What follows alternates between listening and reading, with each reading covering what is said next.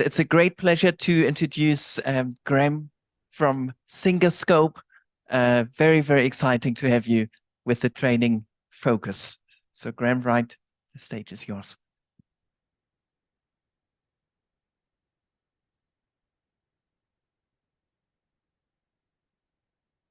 Okay, good morning, everybody. Greetings from Singapore. Super glad to be here. What a beautiful place. What a wonderful group of people. And I'm so glad to be back amongst so many friends and see so many new faces as well. As the slides come up, I'm going to introduce Singerscope very briefly to remind everybody what we're about, and then touch on some of the different training initiatives that we have ongoing. Thank you. I think by contrast to some of the countries and regions represented here, Singapore has a very key example in that it's tiny. If you notice on the global bioimaging map, they zoom into Singapore just to actually appears on the map in the color schemes. Roughly 35 kilometers by 20 kilometers in size across the whole country. It's a small island state, as you may know, but we're very resource rich. I'm very lucky to have some incredible instrumentation, incredible scientists working in this space. Singerscope was conceived in 2018, and I'm very glad to have been part of this global bioimaging community since around that time. Just to give you a snapshot of what we're about, it brings together a community of imaging scientists and core facility staff across all of these different institutions, taking in almost a comprehensive group of people working in mainly light microscopy, but also electron microscopy across Singapore. The main partners are A*STAR, which is where I work, the National University of Singapore, Nanyang Technological University, and then the SingHealth, which is more clinically orientated research. Our aims are to provide access to the instrumentation and, importantly, the expertise across all of these different platforms, wherever you may come from. So wide access with a Singapore focus, but of course, where we are situated regionally, is also gives us a strength in that case of attracting people to come and use us and come and get trained. This is done through an online database of resources, through expanding the capabilities in terms of instrumentation and expertise, developing our so-called human capital, and facilitating this exchange of experience, exactly like things like this, but also a more regional scale, which I'll touch on with some new initiatives that we're developing. Great credit to these individuals. We have a working group focused on training, led by people with representation from each of the different partner platforms. And thanks to them for organizing things at their own level and within their own institutions that are available for the Singerscope network, as well as working together to organize certain events that you'll see in the coming slides.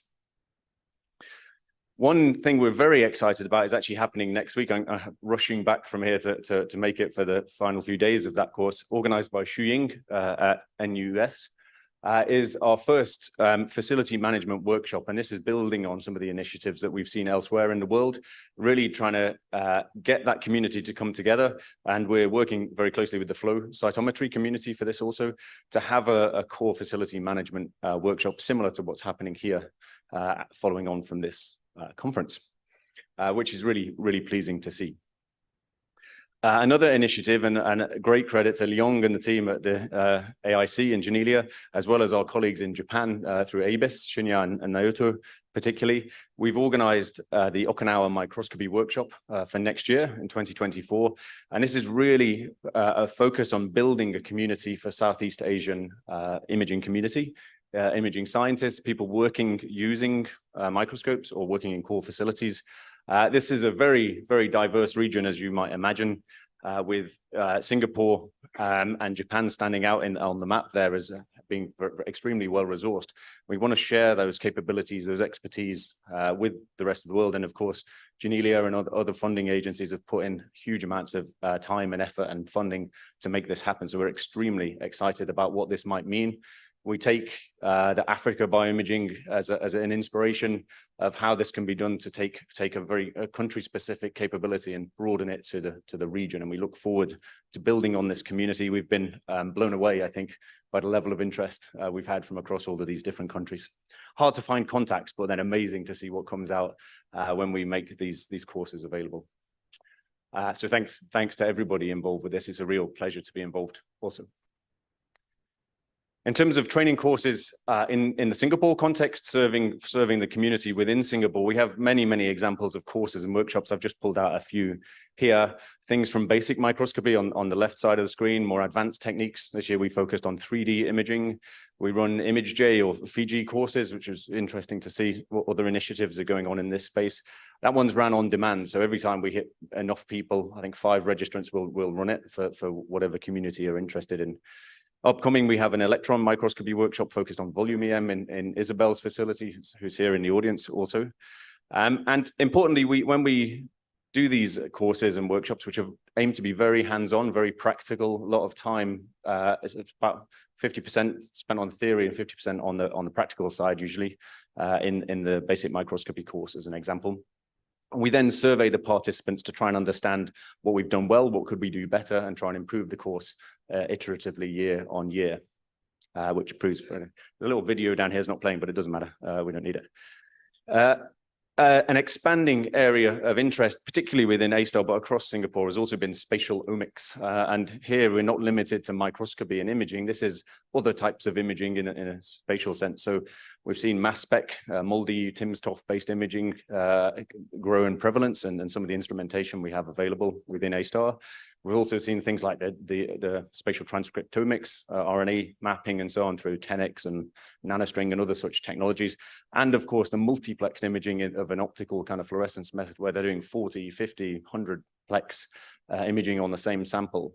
And born out of this, this growth in all of these different technologies, but all separated in different institutes and separated in terms of their technological focus, was the desire from my side to try and coordinate those core facilities, as also the desire from the bioinformatics side to try and draw those different strengths and data sources together and be able to stack them up, right? So you can have your histology image, your mass spec proteomic map, your sequencing or spatial transcriptomics map, and overlay them to really draw this together. So one driving force, and we had a recent event on this, was to try and community build in this space. And I think this is maybe something interesting, is it goes beyond imaging as we're all kind of used to probably in this room, of whether it's biomedical imaging or microscopy, but it's other sources of spatial data, which is really exciting to see grow.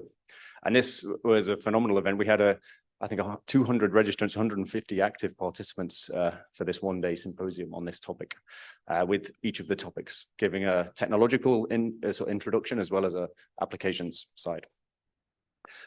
Lots of training events that go beyond just the formal courses, things like demos. We're lucky in Singapore that we're often a stopping point as microscopes transit from Europe to Australia. They often spend a few weeks in Singapore, which is great news for us. And we get to host them, we get to demo them, we get to run workshops around them.